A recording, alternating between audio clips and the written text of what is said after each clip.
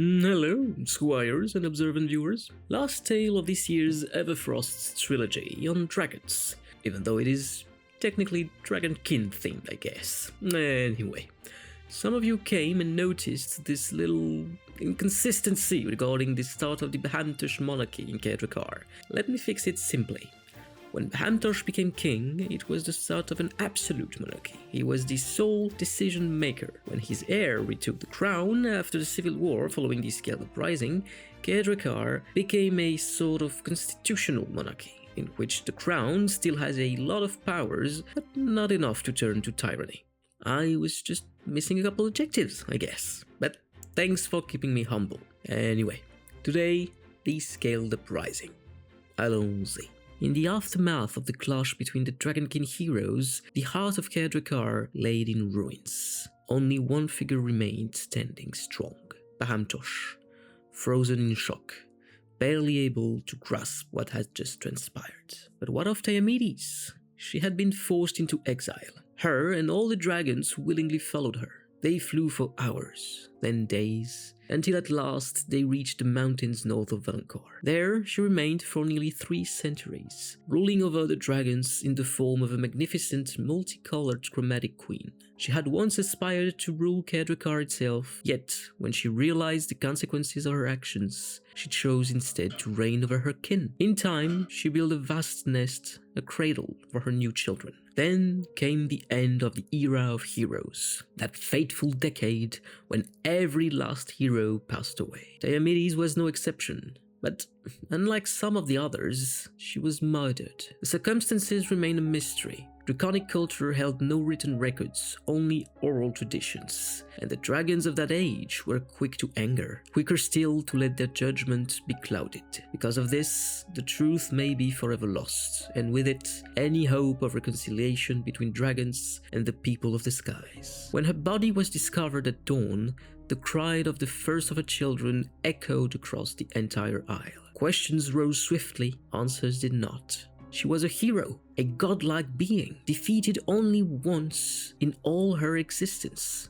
To see her lying there, lifeless, in a pool of her own blood, the wound in the chest as large as a half-giant. It was unthinkable. Grief became rage. Who could have done this? Why? Someone had to pay. Someone would. The dragons gathered.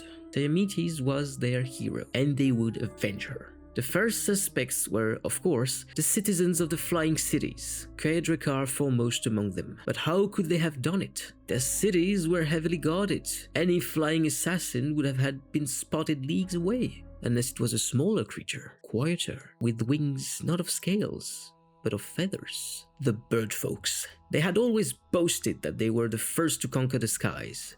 Surely they would seize the chaos caused by the death of their other heroes.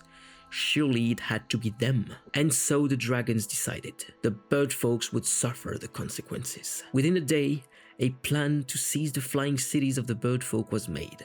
Within 3, it was set in motion.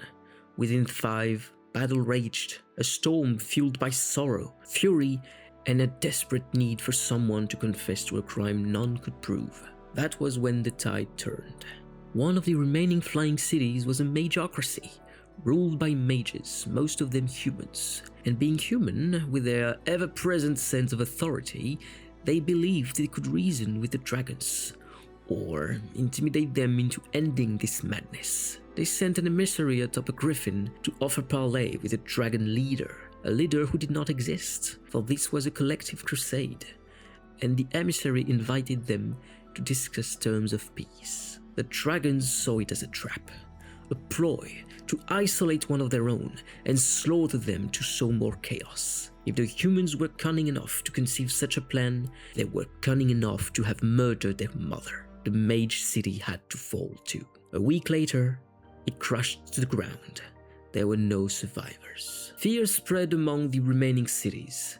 An emergency council was held. War hovered at their doorstep. All agreed, save one, to wage war upon the dragons.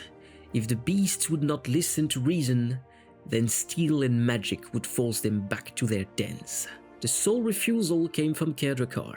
They had long-standing ties to the dragons, and would not let their fear corrupt their judgment. Many among them even wished to ally with the dragons to claim dominions over the skies, especially after the death of their first monarch, King Bahamtosh I, only a few years prior. And so began the War for the Skies. 6 allied cities against the dragons. Pride against rage. Survival against fury. On certain nights, the battles were so fierce that the skies burned with the light of dragonfire and arcane storms. Even those far below could not sleep, shaken awake by the thunder of wings and the constant fear that a flaming chunk of the sky city might come crushing down upon them. The outcome was swift and grimly inevitable. The dragons ravaged the cities, but they paid dearly, losing many of their own. When the skies finally fell silent, the survivors, those strong enough to live and wise enough to regret, looked upon the devastation they had wrought. Disgusted with themselves, they withdrew to the caverns where their mother's body still lay, long decayed. There they slept for decades, hoping for forgiveness and realizing the wrong in their wrath. And thus ended the War for the Skies, also known as the Scaled Uprising. It was the Knight from Elderia, from the ashes of the sky, grieving to serve. Hey, the Knight from the editing table here. First, thanks for staying for the whole tale. Also, thanks for the feedbacks on the podcast format from last time. Duly noted, and I will keep this format out of the 3 monthly tales. I may bring it back, but differently. I already have ideas in the head, but that's a later project. Second, thanks for being here every week, people. It feels nice to have an audience, no matter the size. I might get used to it. Anyway, no tale next week. I'll see you soon. Much love.